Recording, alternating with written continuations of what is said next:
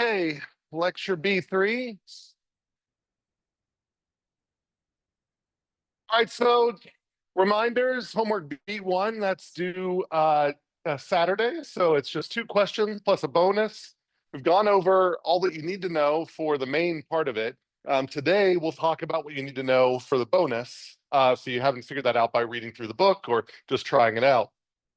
So otherwise, there's an interactive Canvas activity, due before next lecture. Again, there's a generous drop policy on these. So, you're not expected to do all of these. They're just opportunities to practice on this content material. And the lab this week is the first week to automating simulation. So we're not going to consider a dynamic simulation just yet. That'll be like next week. We start on with dynamic simulations, but we're going to be talking about Monte Carlo methods, which if you've taken a course in reliability or quality, things like that, then sometimes you'll see Monte Carlo methods come up. So some of that may be review, or maybe you've used this in other courses, but that's what we'll start actually talking about next lecture as well as we move toward actually automating dynamic simulations. So that's the schedule of the assignments so far. And then I'll just remind you again that if you're interested in participating in the Rockwell Arena competition, those entries are closed, I think, at the end of the month, at the end of September. So not a requirement, it's just an option that you can use for your final project if you'd like the opportunity to compete for a couple of monetary prizes and a trip to a professional conference in order to present your work. If not, that's fine too, just putting it out there as an opportunity. Any questions? Okay, so last time we filled out this table. And this is basically what your homework looks like. I give you these lists up here of inter-arrival durations and service durations, and you start from the first entries of the list, and with that, you're able to populate all of the rest of the table. So the table is a direct function, this output table is a direct function of this input table, of these inputs there, which is going to go back to why we're going to refer to these as inputs in the terms of input modeling. So to kind of drive that home, here is the full timeline. I'm not asking you to draw a timeline for your homework. So that's something comes up. I'll often show a timeline underneath this hand simulation, but that's just to help in lecture to sort of show how things are spaced. But all you have to do is fill out that table.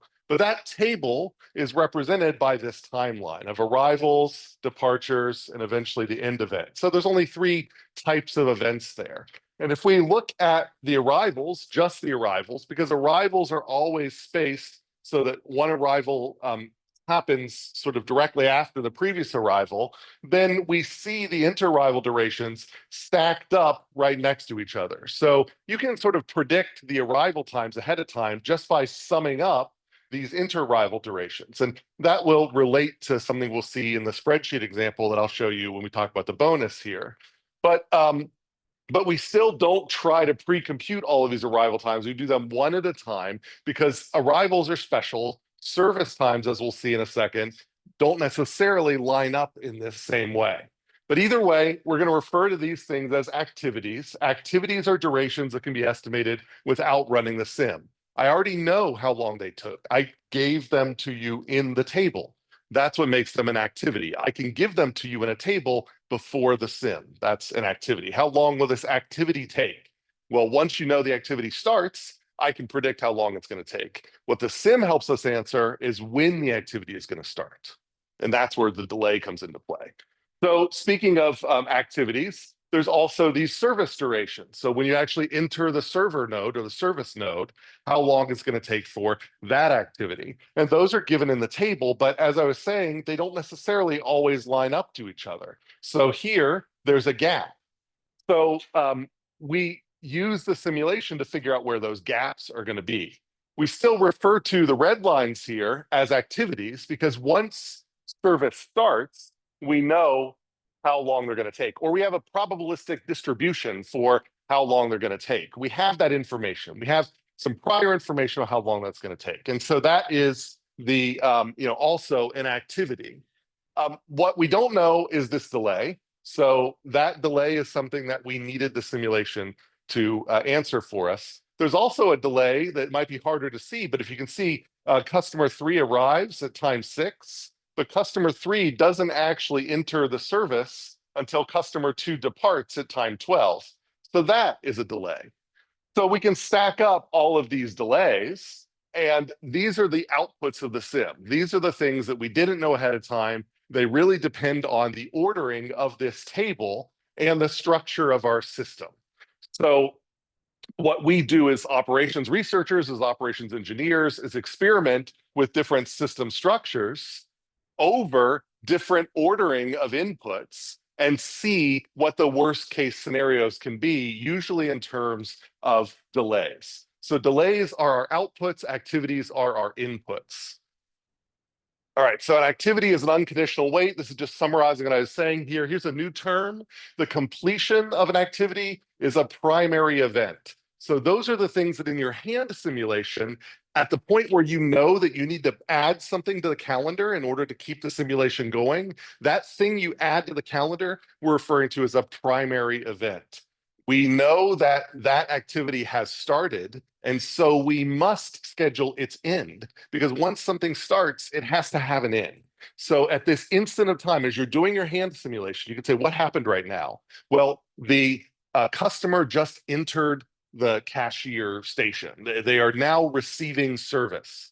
Well, at this point, I know I have a distribution for how long service times take. So at this point, because they started service, I know the end of that service. And so I then put that, I mark it in my calendar that it is going to happen.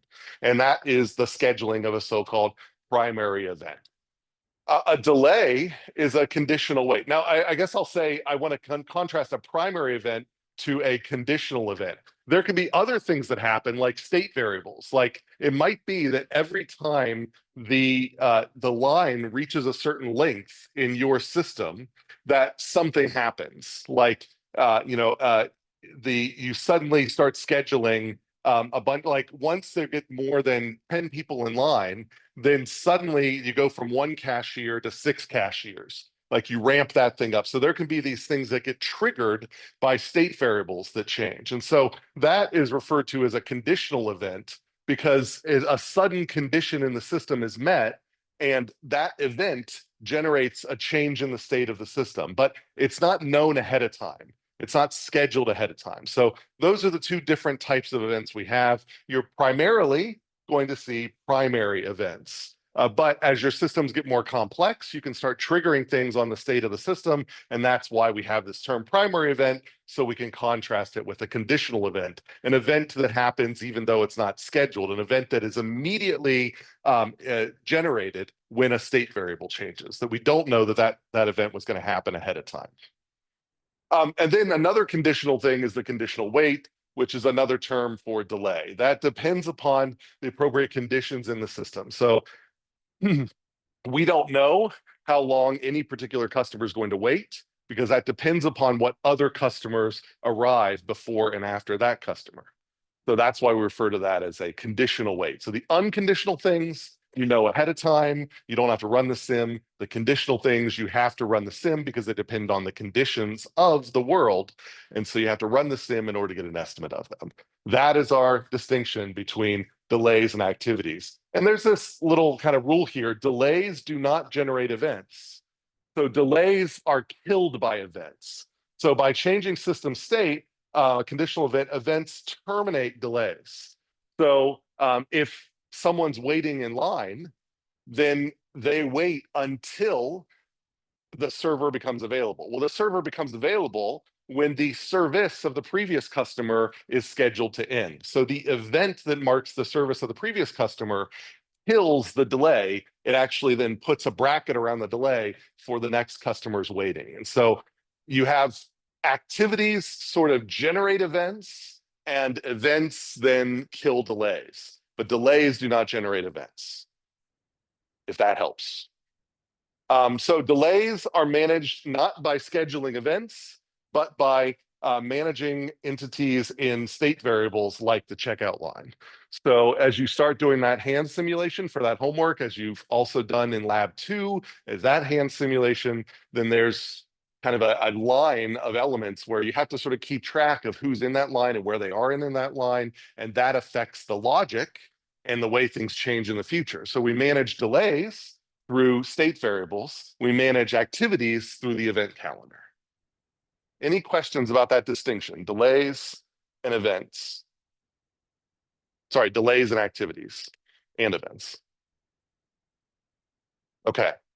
So delay emerges from concurrent processes with limited shared resources. If you had unlimited resources, you would never have delays.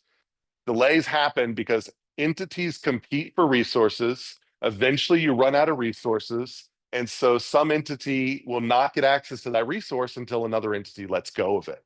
So if you had unlimited resources, you would have no delays, but delays are generated as a consequence of finite resources. So you can always eliminate delays in a system by throwing more money at the system. You can make the system bigger. You can add more resources to the system. But at some point, you run out of money. You might run out of space. There's all sorts of these things that happen. And then at that point, the system fails to scale, and then you generate these delays. It changes the nature of the service. And at that point, you can't just expand. You might need to say, in order for efficiency, we need to reorganize. And so then you reorganize. And so now that maybe makes a better use of the resource, a more efficient use of the resources. And then maybe then that reduces your delay. But then eventually, if you increase the demands, this whole thing starts over again. So it's all about the finiteness of resources that generates delays. Questions? Good. Okay, so generically in any hand simulation or any simulation, these are the kind of the logic that goes through. And you've seen examples of this in your homework as you do that hand simulation. So you're always going to process the first event off the event calendar or the finite or the future event list, the FEL. You set the clock to the time of that event. You move the clock. You jump over everything that happens. You don't, because no state variables changed. You just jump over all that time. So there are other simulation scheduling frameworks where you always move a tenth of the second, or always move a second, or always move a day. And that, similar to lab 2. In that case, you did always, move to the, to see how many batches are in the next interval. But generally speaking, we wait until the next event, the next state change. And if there's no state change, we just jump all the way over that. So you move the clock forward, you schedule any new primary events based on whatever logic is going on at that point. So based on the future end of any activities that were just started. And every arrival initiates the activity of waiting for the next arrival. So that's something that it's a little weird at first. It's easy to forget that inter-arrival times are activities too. And so whenever you get an arrival, you have to schedule the next arrival. It's this weird process that you can kind of think of these inter-arrival durations are always being generated. So once you end waiting for one customer, you begin the wait for the next customer. And so that's what we think of like the service there, the activity there of waiting for the next customer begins. So you always have to schedule that arrival. And then the start of new service is an activity, and that must generate a new event to schedule the end of that service. So you add that. So you're just constantly adding things to the event calendar, and then you stop when you reach the end event. So there are sometimes our end events are these primary events that you schedule. You say, I'm only going to run the sim for 24 hours. That might be because that is long enough for you to make your inference about how well the system's working. Or it might be that you're only simulating a store that is open for that amount of time. If you're simulating a bank, that bank might only be open for 8 hours a day, 9 hours a day, 10 hours a day. So you're only going to simulate 10-hour time periods. And so then you'll end it there. But if you're simulating a 24/7 grocery store, then in that case, you can't simulate it forever. So you got to stop it somewhere. So the end event may relate to your system or may not. You also can let the system run until certain conditions happen. So, and you can combine the two. So if you're simulating a bank, you might schedule a sort of, not an end event that is a hard end event. It might be, the logic of your system might be that it chooses when to end. And if it goes for 9 hours and no one's in line, it ends then. But if it goes for 9 hours, it then stops accepting new customers, and then it runs until the queue goes to 0. in which case the end is going to have some variability. So the end itself, how long the simulation takes, that could be an output of your system. So I don't want to give you the impression that you always schedule, you always know exactly how long the sim's going to run. Sometimes it's really important to know if your sim's going to run very long or if the sim's going to run, short. And you don't just want to stop it prematurely. I'm currently on a project, a sponsored project, where we have to simulate this. We're doing these testing of these autonomous systems that are out doing these search tasks, and the students that were doing the sims that are on the team, they gave us all this data back, and I was surprised to see, there are these clumps of duration, of search time durations. And when I looked back into it, I found out that they were artificially stopping the sim when at the sort of desired mission duration time, because they figured that at that point the vehicle has failed at searching for everything it needed to search for in that time, so you may as well just stop things there. But unfortunately, that it made it statistically impossible for us to study all of the factors that caused the system to need extra time. So we needed to give the autonomous systems we were studying enough rope to hang themselves with. And so we had to allow them to go way over the maximum mission duration so that we could see that variance. So just clipping them can censor your data. This is so-called right censoring your data. Then suddenly you notice that there's a bunch of, it's kind of like stopping a drug trial before you've allowed enough time for the effects of the drug to be seen. So you want to be very careful about stopping your simulations early, because you can create these right censoring errors. But sometimes you have, and you know ahead of time that if you're going to see anything, it's going to be within the first hour. So if you simulate for 10 hours, that's enough. So there's a lot of judgment calls in deciding how to end the events. For now, in this part of the class, we're just going to schedule the event. But as we get towards the back end of the class, then we're going to see that there's other ways to do that. Okay, questions? All right, so I'm just going to step through this very quickly. This was exactly the example we did last time. I'm just putting it up there to see if there are any questions about this. So this is basically your homework. There's the table.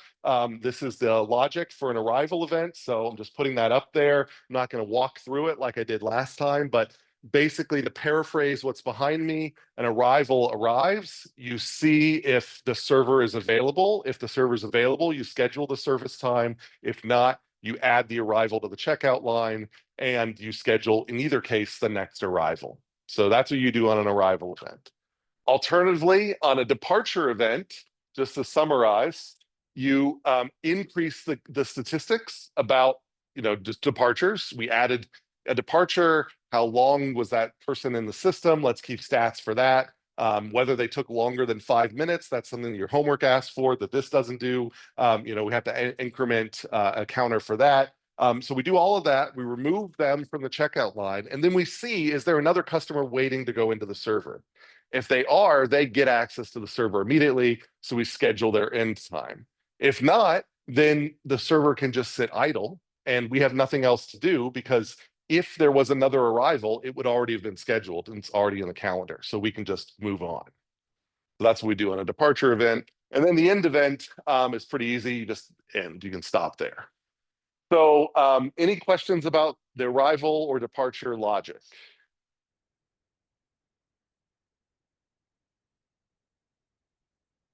Okay. So then if you do all of that, you end up with a table that looks like this. Again, you don't have to generate this timeline at the bottom here. That's just me there to help visualize. Question?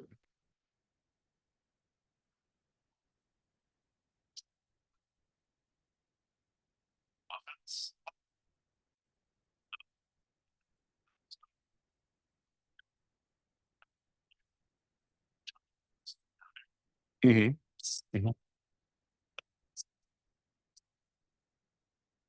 Well, I mean, so there are you can have, there are different conventions and way you can handle state variables, and that's up to the programmer and how they want to interpret them. Here, I would say though, like the lead, like this row of the checkout line, that is in the oven. Yeah. Yeah, so you can, if these are muffins, then this is oven and this is waiting to bake. Mhm. So that is what a completed table will look like. You can stop here. So the last line here shows that the next event would be the end event. So if I ask you to end the system at 11, like here I said that the last, run the system for 15 seconds, well, or 15 minutes, whatever this is. And I actually stop it at 13. Well, I could have wasted another line and just had a 15 down here, just so it would clearly be at 15. But just to keep things compact, I'm fine stopping here, showing that the next event would be at exactly the end time. So that's the output you'll generate from your hand simulation on your homework. Key difference here from the Muffin Sim is that in the Muffin Sim, these things all increment uniformly, 0, 1, 2, 3, and 4, so on. They're basically indexed by batches. And here, we skip lots of time based on how these things are spaced. And it is possible you might not use all of your service times or inter-arrival times. I could give you a longer list than you need. So I'll say, stop at 15, and there might be some that are left over. And it also will almost definitely be the case. In fact, it will definitely be the case that in your last row, there will be at least an arrival event after your end event, because there's always one arrival in the FEL for a single node queue like this, or single server node like this. So there's always an arrival, and it will be after the end event. So although as you're scheduling, you might know that the sim will end at a particular time. So you might think, I'm just not even going to bother adding that. The computer doesn't do those sorts of optimizations. And so we're kind of pretending like we're just being the computer here. And so I want to see the FEL that has even events that are scheduled after the sim ends. The other thing is that I want to make sure that your FELs are sorted by time. These should be so-called priority queues. A priority queue is something that whenever you add something to it, it adds it in order, and it's very fast to pull out the first thing in the ordering. So so we want to make sure that it's very easy to find the next event. So we want to keep these things in order. All right, any questions about that? That's like the major part of the hand simulation on the homework. Okay. All right. So I'm not going to go down through. I'm just saying that there is this kind of glossary at this point in the presentation. So if you want to go back and review that, these are sort of terms that I think that we've used a lot at this point, and so you should be familiar with. So system model, system state, event, clock, entity, attribute, list, event notice, FEL or event calendar, activity, and delay. Those are sort of our key new terms. Any questions on those? Okay, great. Now we want to move on to what you need for that bonus, and then a few notes if we have time about the post lab for lab 2. So a few comments about the data that you've gathered, generated in lab 2. Okay, so programming languages come in 3 varieties. Procedural, this is like C, Fortran, Pascal, Basic. These are things that are so-called imperative. Statements change the state of the program, so they're recipes that you follow from top to bottom, and at any point, you then update states as you go. So you can say, we now have one more muffin in the system. We now have one less muffin in the system, and so on and so forth. Then there's object-oriented, where data structures carry with them the methods needed to interact with their data. And so you don't interact with the data itself, you interact with, you have actions that act on those objects. So you don't say you don't say there is now one more muffin in the oven. You say, hey, oven, add a muffin to yourself. But it's still it's still recipe-like. It just is happened that the ordering of things can be sometimes hidden. So you often don't see how state is changing because the actual state variables are hidden from you. That goes sort of to the extreme in functional programming. Lisp, Common Lisp, Scheme, Haskell, ML. Programming languages like Python are sort of strongly influenced by these, well, really all three of these. So depending on how you use them, then they can be more like this, but really Python is more kind of in the middle here. But it has inspiration from functional programming. And so these are so-called declarative. So instead of putting the steps of the program in, you just specify relationships that must always hold. And somewhere behind the scenes, the program ensures that those relationships hold, and that's how you end up programming. So an example of a functional programming language is a spreadsheet. So spreadsheets are a so-called declarative programming language. Some people call them cell-oriented data flow programming. The key I'm going through this is that they have no state. Just like a functional programming language, there is no state because it's not a list of steps. It's just how things relate to each other. So at no point in a functional program do you say, oh, right now X is 6. And then the next point in the functional program, X is 7. There's none of that. It's now 6 and it's later 7. A functional program, the execution of functional program is like functions acting on other functions. And so it's really like you put an input into the functional program, you get an output of the functional program. At no point do you actually see the steps of how that calculation is happening. You just know when you're writing it, what relationships must hold throughout the whole program. And that's how, you write a spreadsheet as well. There is no state in a spreadsheet. You just say that, this cell is always twice as much as this cell, and this cell is always the sum of this column, and so on and so forth. And so you don't know how a spreadsheet is doing those calculations. You just know how every cell must relate to each other. So if you want to implement discrete event system simulation in a spreadsheet, we know that DES sims have state.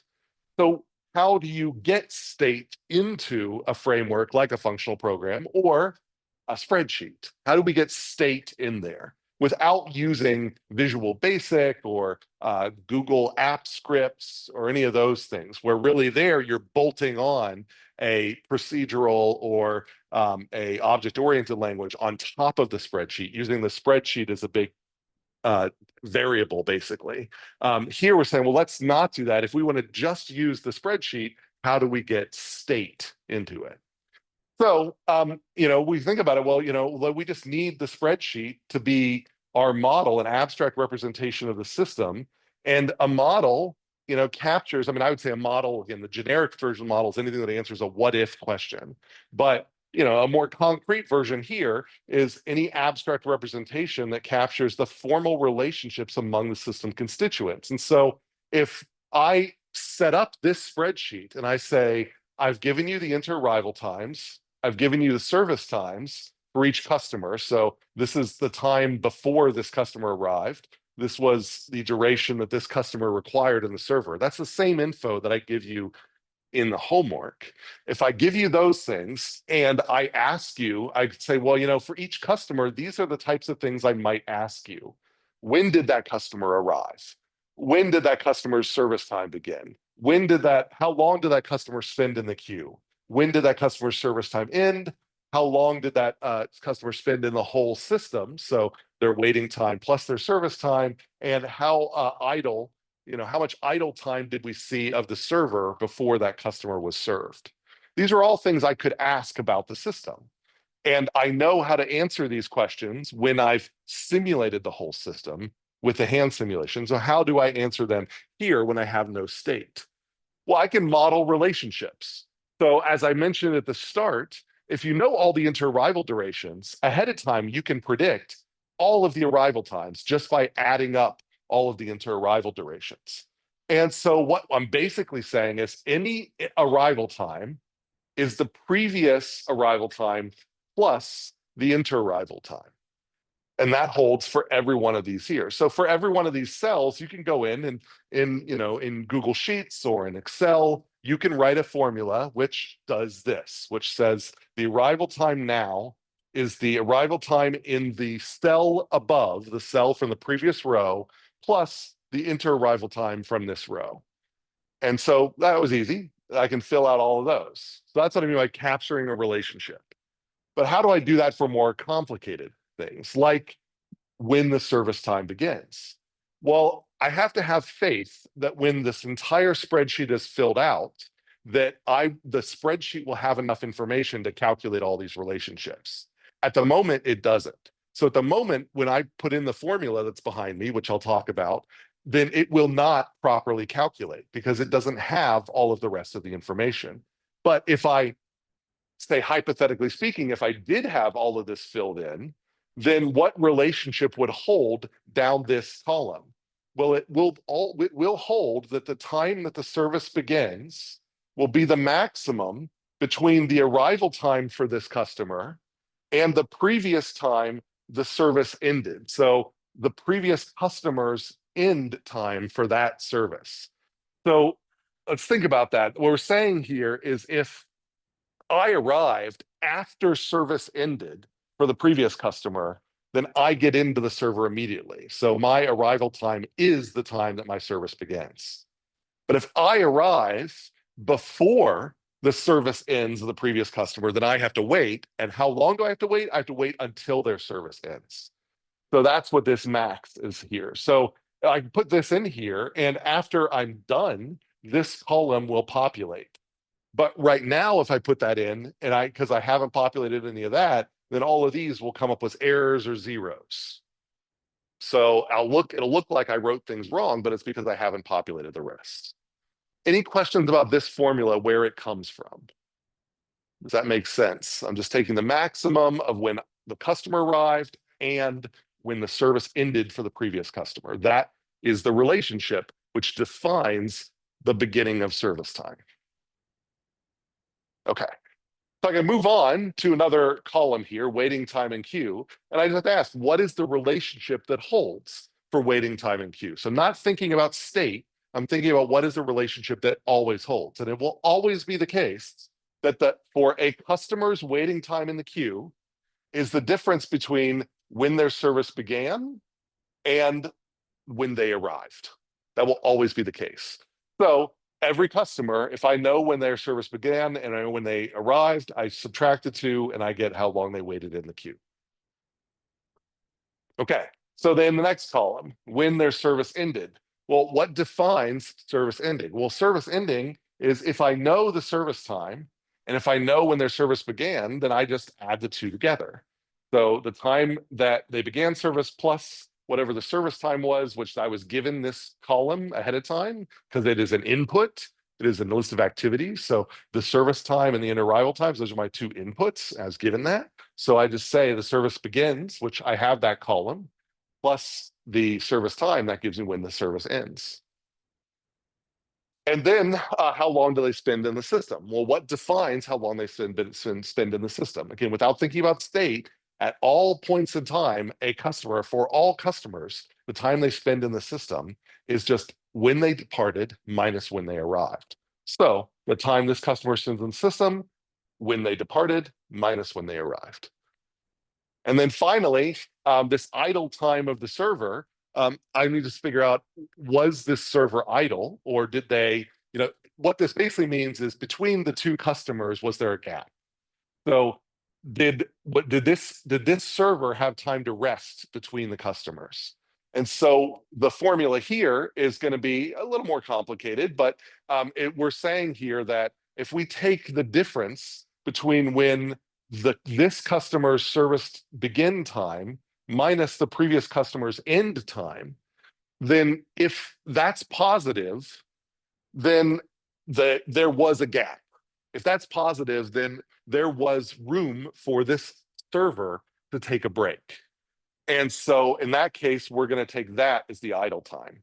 But if that's negative, then that means that the service, the previous service ended and the next service, or if that's 0 or negative, then that means that there was no gap. And so then I just have zeros here. And that gives my idle time. And this, as we'll see, all of the information in this table should match all the information in the hand simulation table, just in a different format. So any questions about how you populate this table, which is the bonus of the homework B1?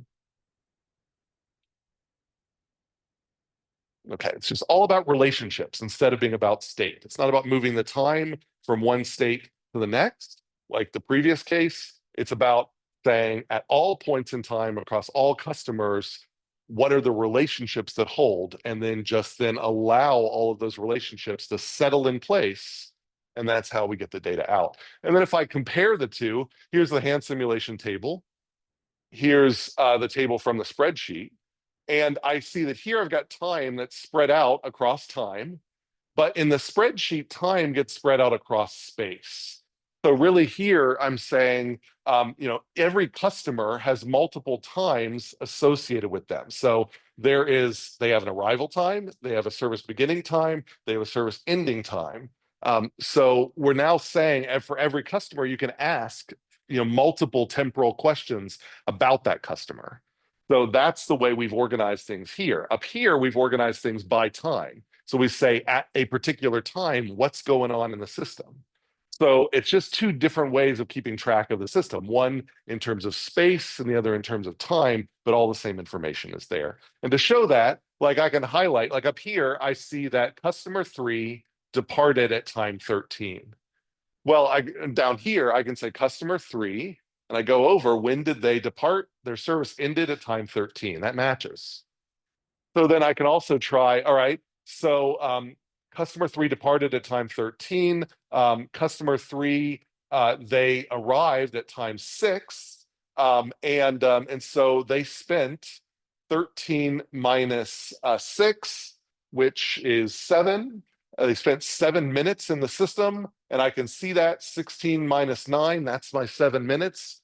So that's all up here. If I go down here, customer 3, how much time did they spend in the system? Oh, 7, it matches.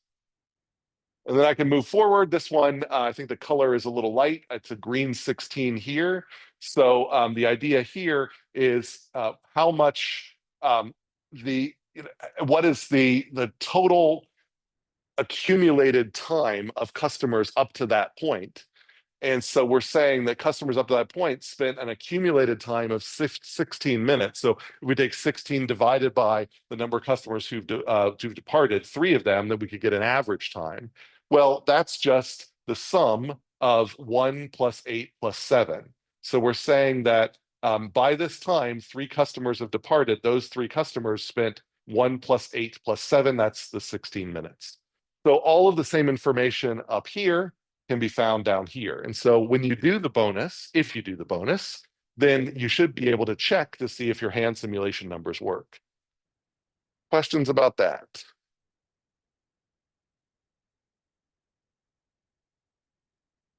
Okay. So there's significant variability within and between replications. So you notice that every customer has a very different experience. So that's what we mean by there's within replication variation. Customers are not all the same. But then there also is going to be replication between, variability between replications. What do I mean by that? What I mean is that if I gave you a different inter-arrival time, even if all of these came from the same distribution, so I could say that these numbers came from an exponential distribution with a mean of 6. Well, I could generate a new string of numbers from an exponential distribution with a mean of 6, and they'd be different set of numbers. They wouldn't be exactly this. And I could do the same thing with the service time. So they come from the same statistical distribution, but be different numbers. And I would get very different outputs. So there's going to be variability within customers, across customers within a replication, and then variability across replications. And we have to deal with that when we're trying to make sense of this system. We can't just say, based on this one spreadsheet, if this was a good outcome or not. If we had a particular target for the waiting time, like what's the average waiting time of customers? Well, we can calculate the average waiting time for this set of customers, but I can now generate a new replication, a new set of inter-arrival times and service times that have the same statistics. So they're still like an average day. But for that one, I might get a very different set of statistics for the average time that these customers spend waiting in the queue. So there's going to be variability across. And so we're going to need to generate multiple replications of each one of our experiments. in order to make sense of these systems. And that's why in lab 2, in the Muffin Sim, as annoying as it was, well, I mean, it is a longhand simulation. I'll give you that. I probably didn't need to make it that long. I borrowed it from a previous instructor and I liked it, but maybe I could have made it, shorter. But the point is that something that the other instructor didn't do, but I did, is index things by your ASU ID, because I wanted to generate data that had different replications. I wanted to make it so that across the whole class, we had 10 replications so that the Muffin Sim worked differently. It technically was the same system and the muffins came from the same distribution of batches, but because the batches happen to have slightly different numbers, then one person's Muffin Sim would be different than another person's and another person's and another person's. And as we'll see here in a moment, then you can bring all that together and make much more effective inferences. Because it might be that if your ASU ID ended in 0, your Muffin Sim might have had the greedy batch performing better, but it might be everyone else's ASU ID gave them the greedy batch being worse, or the greedy policy being worse. So you might have just happened to have the one that was just really good luck for the greedy policy. And so that's why we can't just trust one replication. So we're getting variability within, but also variability across. And we have to make sense of that. And we also have to figure out how many replications to run. So I just mentioned in lab 2, we ran effectively 10 replications because there's 10 digits that could end your ASU ID. But is 10 enough? Do we need 20? Do we need 5? It also, as you saw, it takes a lot of time to do that simulation. Even though a computer can automate that, as you start getting into some of the sims that I run, it takes 10 minutes to run a replication. And so on a high performance computer. And so once you get to that point, then even though theoretically you could ask for 1,000 replications, really it's only feasible to run 100 or 50 or 10. So, we want to reduce that number of replications as much as possible. So how many replications do we need? So these are questions that we're going to struggle with and provide answers to in the back half of the class, once we learn how to build these sims. So there will be variability here, and we're going to learn how to deal with that variability. But we have to build up to that. And so, as we'll see, the tools we use are exactly the same tools you use with any empirical system, be it a computer simulation or a mouse or whatever. And that's why actually the tools we industrial engineers use, or really all of engineering statistics uses, they were tools that were built by an industrial engineer at Guinness Brewery who borrowed them from biologists studying agricultural patterns. So the field of industrial engineering statistics comes from the field of 1900s biology. Biometry is what they called it. Biometry, measuring biology, used in agricultural applications. And so, again, all the stuff that you learn to do here, you could go into a lab and use the exact same stats to work on their data. Okay, questions about that?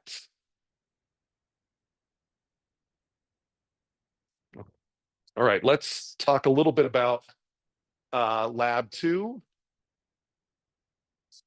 And then I'll get you a clicker and get you out of here. So I'm going to switch presentations.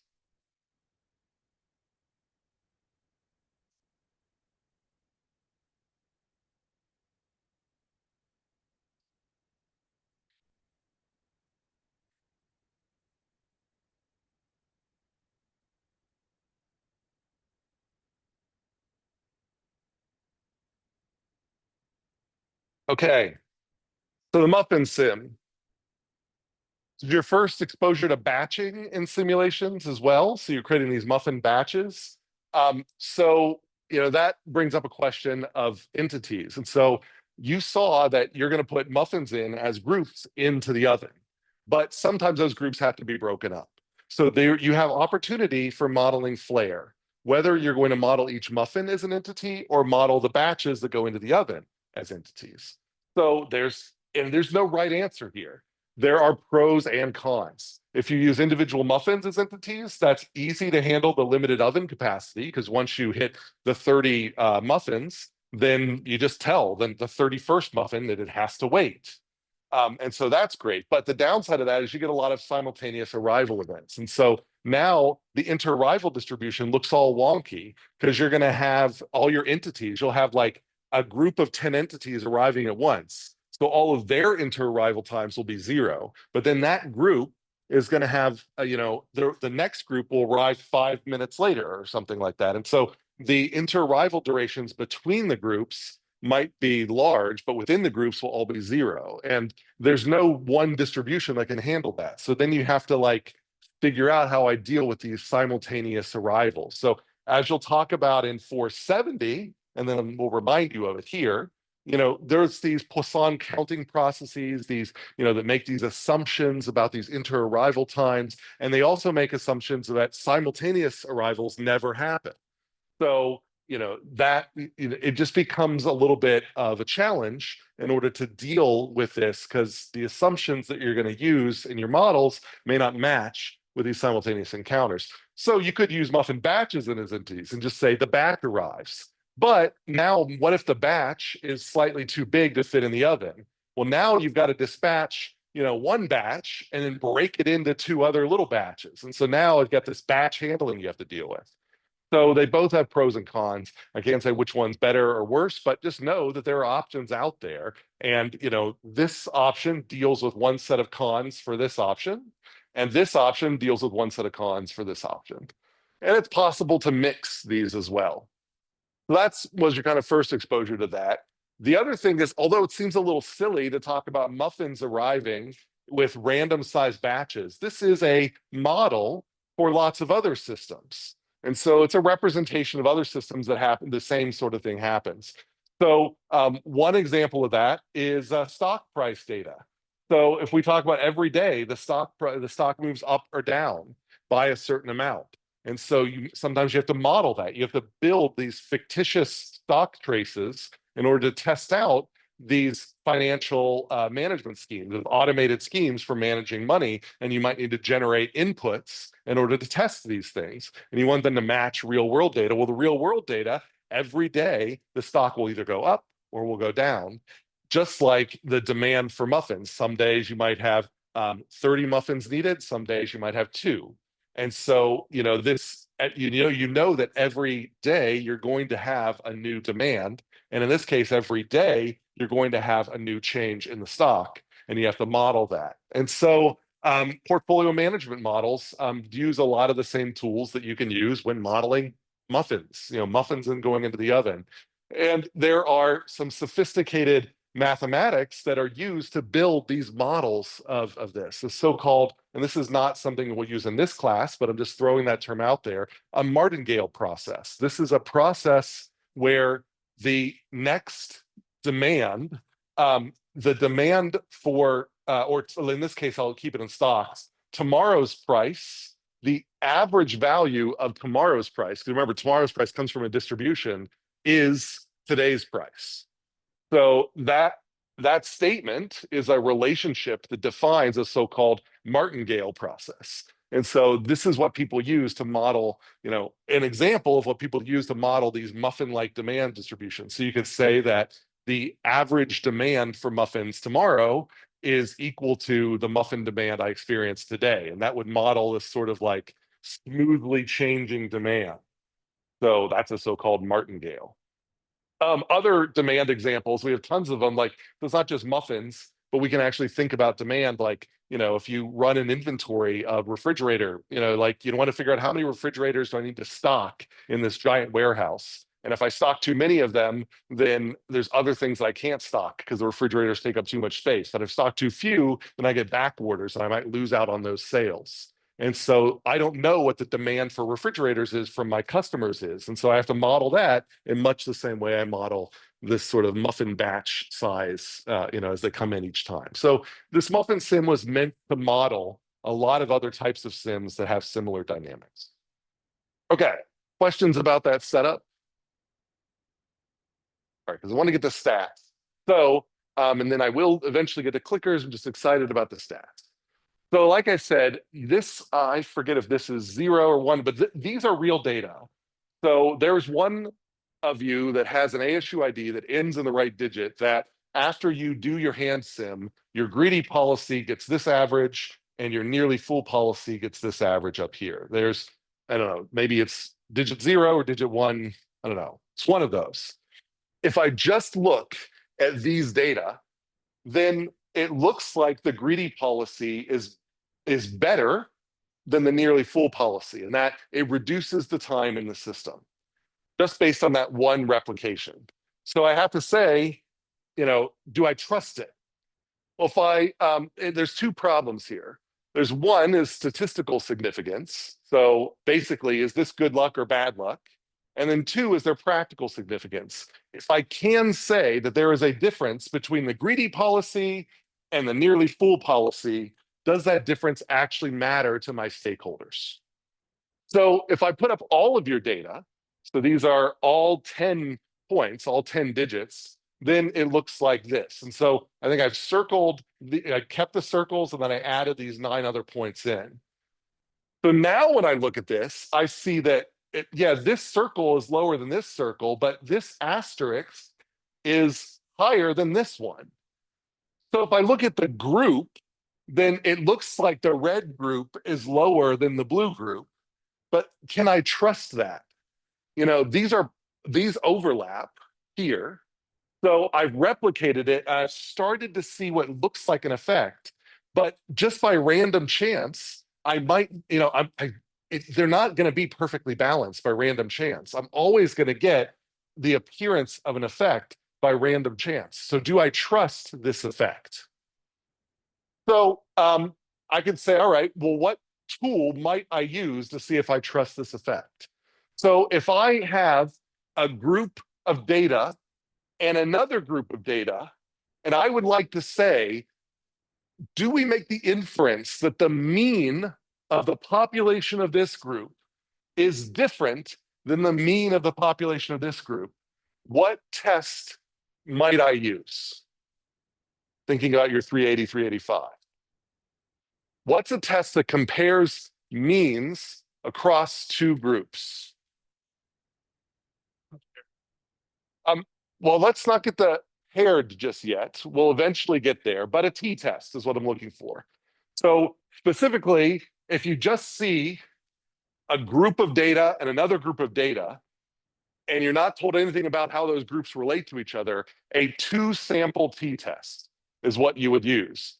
Two samples here because I take a mean of this one and I take a mean of this one. Those are my two samples. So then the question is, does this mean, if this mean is lower than this mean, is that meaningful? That's what the two-sample t-test answers. So, okay, I could do a two-sample t-test, and I find it has a p-value of basically 0. So that tells me that I can reject the hypothesis that these are equal populations. So it's telling me that this population is different than this population by a two-sample t-test. But is it really legal for me to use a two-sample t-test? A two-sample t-test is one in which these data points have to be collected independently of each other and independently of these data points. Was that met? For your particular muffin sim, for you were looking at doing your muffin sim for lab 2, so you generated an output for a greedy policy and you generated an output for a nearly full policy. Would you say that the number that you got out of your greedy policy was statistically independent from the number you got out of your nearly full policy, and why or why not?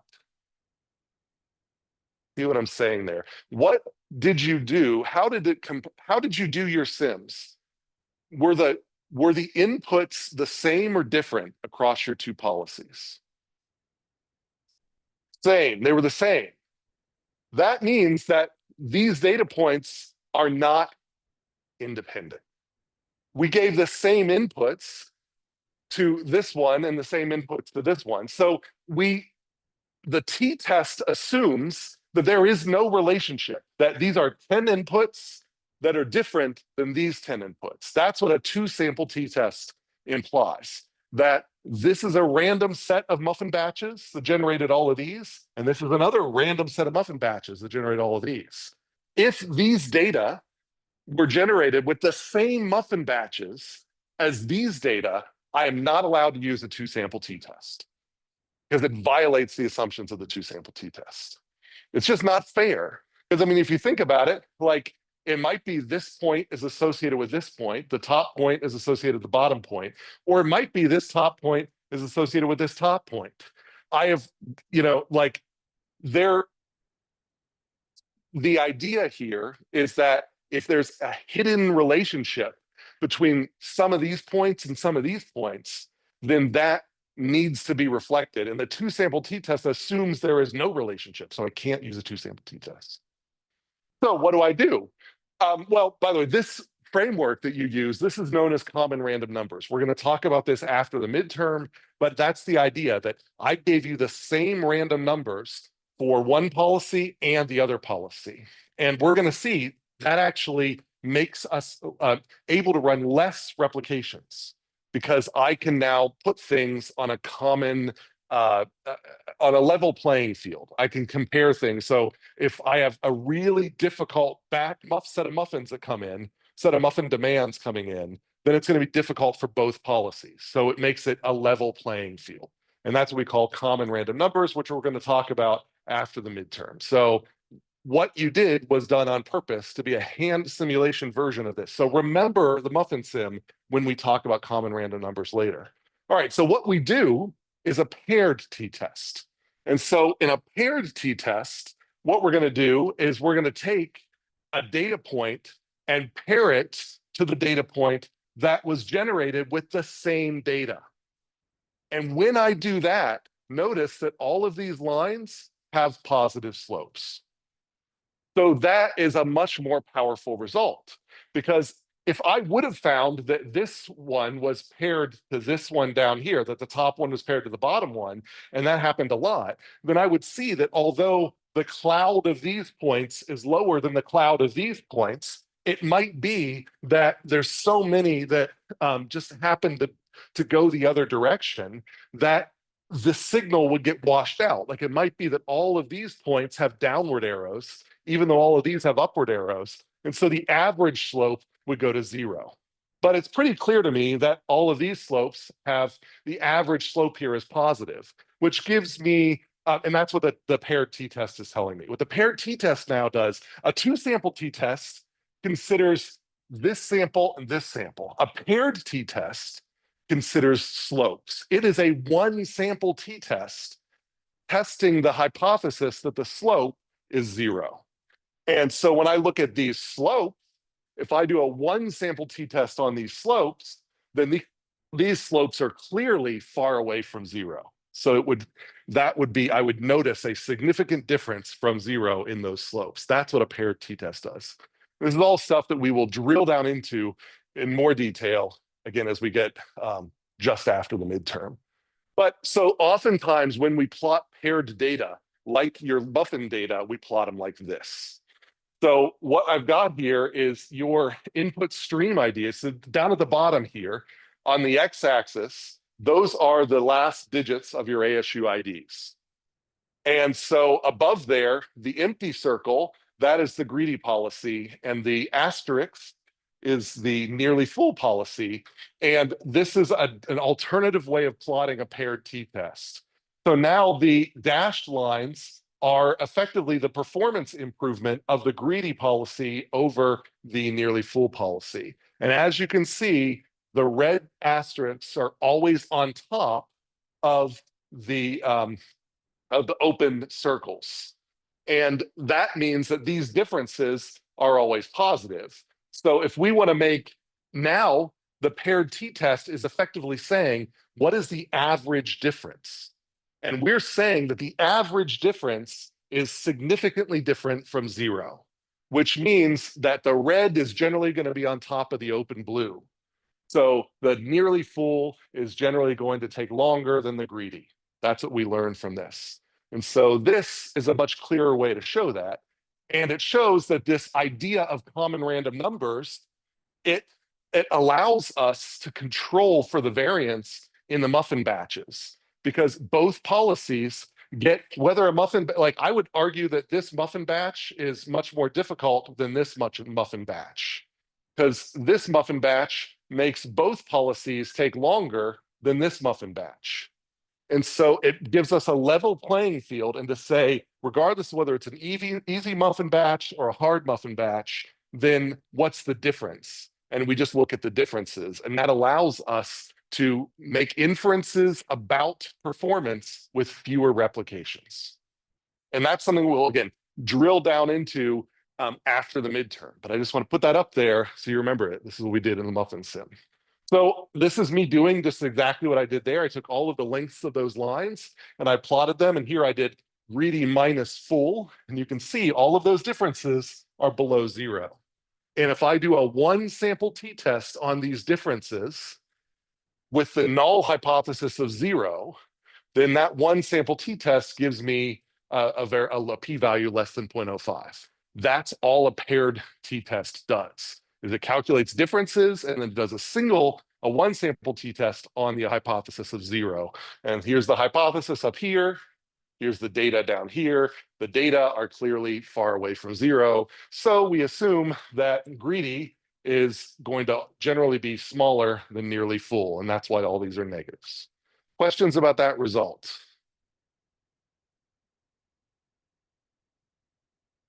Okay. All right. Now, why was that the right output to choose? Like, why did I choose, in this case, this was average time in system per muffin. Why was that the right KPI, the right performance indicator? Well, I could have chosen a lot of other things. So here's a difference in average time in system, but there's difference in average oven utilization. There's difference in maximum queue length. I could choose any one of those. Some of these show a significant difference with a paired t-test, but these two do not. So these bottom ones don't show any difference. So which ones do I, how do I make an inference about that? This is the so-called fishing problem. So if you choose outputs of different systems, eventually you're going to find an output that just by chance is different. And so how many differences or how strong of a difference do you get and do you need in order to say that definitely looking across all the outputs, these two systems are different? And we're going to learn how to deal with that again after the midterm. There is something called a multivariate ANOVA that we can do, a MANOVA that helps us deal with this. Or the simpler thing is this so-called Bonferroni correction written up here, where you might do a t-test on each individual output. But if you want a type 1 error at the system level to be 0.05, you're going to need to do a type 1 error of much lower than that for each of your individual outputs. And that's so-called Bonferroni correction. Again, we'll talk about that after the midterm, but that's what you have to be really careful about. You can't just look at multiple outputs and just run t-tests, because eventually you're going to fish and you're going to find errors, and your family-wise error rate is going to be much bigger than your individual error rate. And then also, if we do detect a difference, is this a significant difference? So, this difference up here, the average time in system is whatever, 0.2 minutes. Does our stakeholder care about that? That requires domain expertise to know. So that's another thing that we need to ask the domain experts, at what point is it too much of a difference? And what's great about that is once they tell us that, we can then figure out how many samples we need to run, how many replications we need to run in order to be able to find that amount of difference. Because if they tell us that they need to detect a really small difference, we're going to need to run thousands of samples. But if they say that the only difference I care about is a gigantic difference, then in that case, we can say, well, I can detect gigantic differences with only 10 replications. So that's why practical significance matters.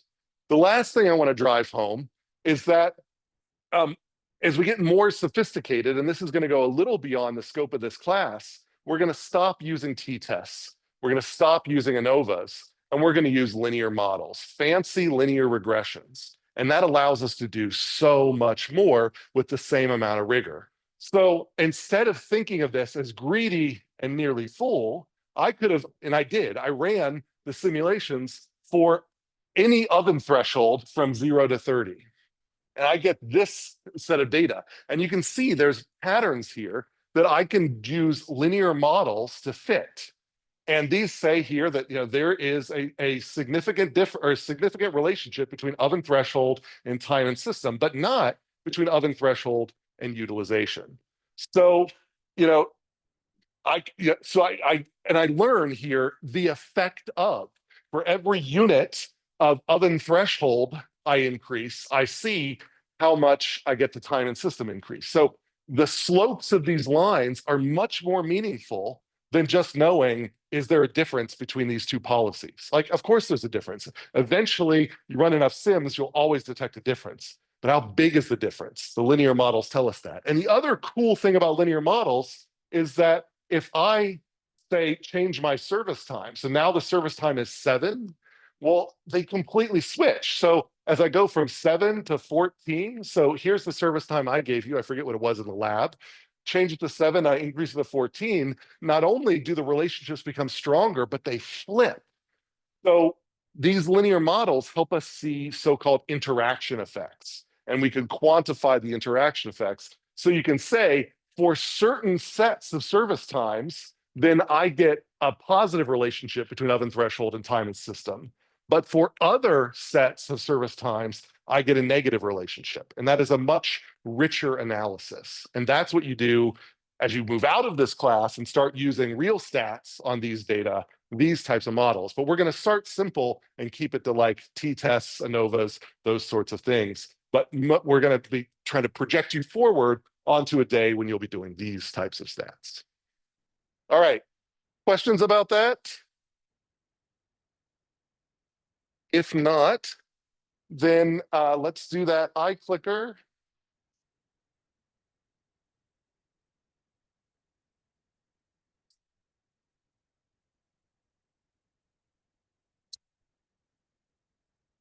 If it will open for me.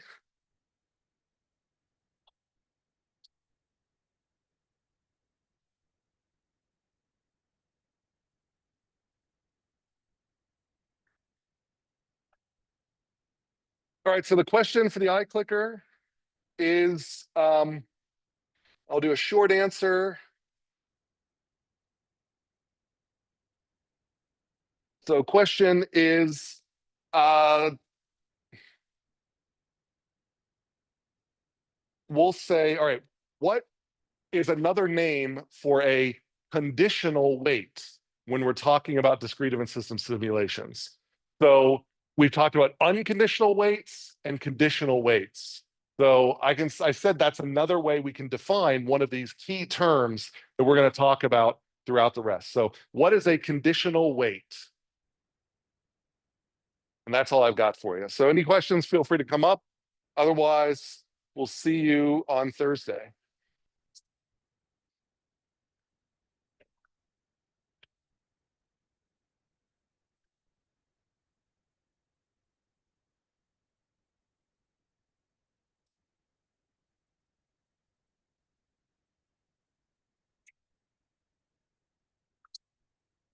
Uh-huh. The linear regression. So, I mean, you talk about linear models a little bit, and in 380 and 385. Yeah.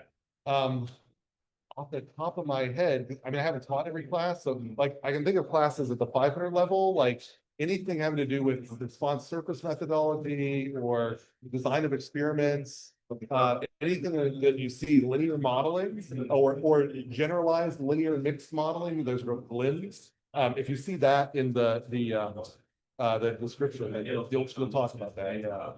Yeah, and actually, a good person to reach out to talk to is. So I don't teach those classes here in this department, but Doug Montgomery is kind of emeritus. Yeah. He does. And if you were to say, hi, Dr. Montgomery, what is your sort of favorite class where I can learn about linear modeling? Then I'm sure he would have recommended it. Yeah, this is my last semester ago. I came back to creative. Yeah. Yeah, definitely one of those 500 level and up would be good for that. Thank you. Yep.